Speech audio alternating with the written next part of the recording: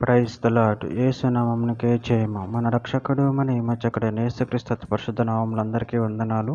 చిన్న ప్రార్థన ద్వారా ఈ రాత్రికాల వాక్యదానం చేసుకుందాము. పరిశుద్ధుడా మహాగణుడైన దేవ యేసయ్య సర్వాధికారి నాయన మీకే వేలాది వందనములు కృతజ్ఞతాస్తుతి స్తోత్రం చెల్లించుకుంటున్నాను దేవ రాత్రికాల సమయంలో ప్రభు వాక్య భాగం ధ్యానిస్తుండగా వాక్య భాగం అర్థమవులకు సహాయం చేసి మీ కృపలో బలపరిచి మీకు మాదిరిగా మమ్మల్ని నడిపించి మీ చిత్తమును మా జీవితం జరిగించమని చిన్న ప్రార్థన యేసుక్రీస్తు అతి పరిశుద్ధ నామములో అడిగి వేడుకుంటున్నాను తండ్రి. Amen amen. కొరింథీయులకు రాసిన 2వ పత్రిక 5వ అధ్యాయం 1వ వచనము.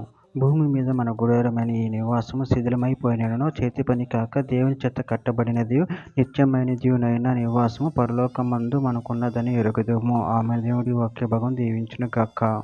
ప్రభునందు ప్రియులారా, ఇక్కడ వాక్య భాగంలో గమనించినట్లయితే భూమి మీద మన గుడారమైన ఈ నివాసము శిథిలమైపోయినను చేతి పని కాక దేవుని చేత కట్టబడినది నిత్యమైనదినైన నివాసము పరలోకమందు మనకున్నదని ఎరుగుదము.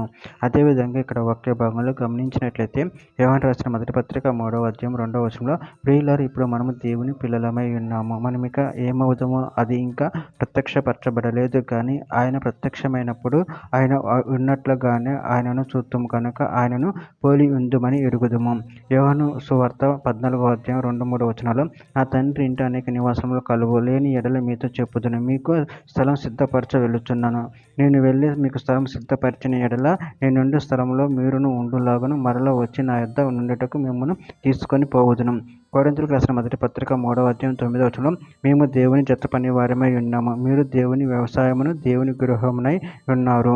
పేతురు రాసిన మొదటి పత్రిక 1వ అధ్యాయం 4వ వచనంలో, మృతుల నుండి యేసుక్రీస్తు తిరిగి లేచుట వలన జీవంతో కూడిన నిరీక్షణ మనకు కలుగునట్లు, అనగా అక్షయమైనది నిర్మలమైనది వాడబారదినైన స్వాస్థ్యం మనకు కలుగునట్లు ఆయన తన విశేష కనికరం చొప్పున మనల్ని మరలా జన్మింపచేసిన. రోమీయులకు రాసిన పత్రిక 8వ అధ్యాయం 10వ వచనం, క్రీస్తు మీలోనున్న ఎడల మీ శరీరము పాప విషయమై మృతమైనది గాని మీ ఆత్మ నీతి విషయమై జీవం కలిగి ఉన్నది.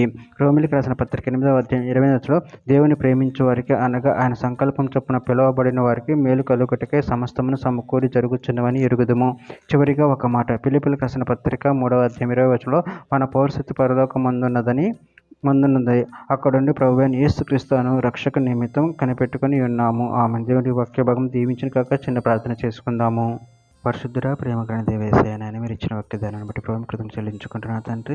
మీరే మాకు పరలోకంలో నివాస స్థలం ఏర్పరిచిన ప్రభు, దాన్ని బట్టి ప్రభు కృతజ్ఞతలు చెల్లించుకుంటూ మీ ప్రేమ కృప మమ్మల్ని నిరంతరం కాచి కాపాడమని చిన్న ప్రార్థన యేసుక్రీస్తు పరిశుద్ధ నామములో అడిగి పెట్టుకుంటున్నాను తండ్రి. Amen amen.